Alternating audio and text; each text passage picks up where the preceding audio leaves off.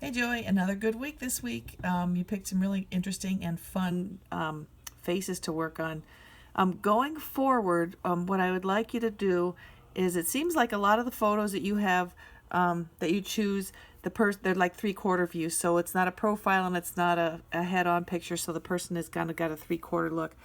What I want you to do is focus on this shape, the outside of the cheek, and this shape here, inside here, going forward this week. So compare that to when you're drawing that, forget that it's a nose, forget that it's an eye, but see this as a real shape. It's like when we talk about negative space, and if you remember negative space, it's like for this woman, her face is the object, and then the green is the negative space. It's the space around. And artists use that as a real thing. So artists would look at this and say, what is the shape of this green part? And we have a gentle curve here, and then a bump, and then a little bump here. And this almost comes straight down and then curves over. And so you're describing the green shape. That's the negative space. I want you to think about that in the same kind of way when you look at this part in here. Look how narrow it is. Look how where this bump comes. Try to just look at it and look at it till it doesn't look like a cheek, but you just see the shape that's there. Okay, so like the same with this gal. Hers is a little different. Hers is much wider, but we have this curve here. Ignore the fact that it's an eye and a nose, but we have the curve here, and this comes down a little and cuts in, and then it comes down here. So pay attention to what this shape looks like, where it curves around here, heads down, and then comes down in the face too. So what that's going to do is that's going to take your mind off the fact that you're drawing a face. It'll help you place the nose better because you're drawing the lines around the nose, and once you draw those lines that are around the nose, it's going to draw the edge of the nose. The same way that when you draw this green shape, you're not thinking about her neck or her ear or her hair, you're thinking about the green shape as a thing, not as a real noun. But once you draw it, it accurately outlines what her neck and her hair look like. Okay, so on this one, you're going to say that's kind of a short line that comes down, and then it curves over, and then it comes down also. So I'm not sure if your other, let me see if I can find one of your other ones here if it applies. Okay, so for this guy,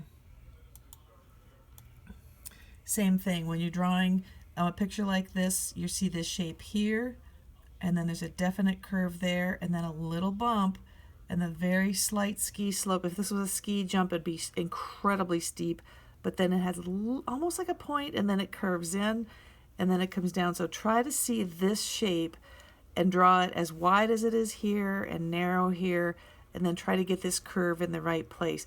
See if that helps you to get that curve, get this all in here, get the curve of the face, get the curve of the nose, and get the nose placed, this part of the nose placed in the right place.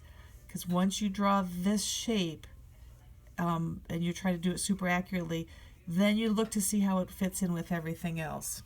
Okay. One of the things I wanted to show you about this other gal too, just because it was this gal here. In the drawing, one thing I just noticed is that you saw that there's this little curve up here, but what you have to make sure you're not making it curve up too high. If you put a level pencil there, that side of the mouth is a little lower than the right side. And in the drawing, whoops, I have to make that smaller to make it to the drawing. In the drawing, it made a big U-turn, and when we put the level on here, you see how even that is? It's more even. It's not perfectly even, it's more even. That's the left side of your brain wanting to make everything symmetrical and even, when in reality, she's got a definite tip to the different sides of her mouth.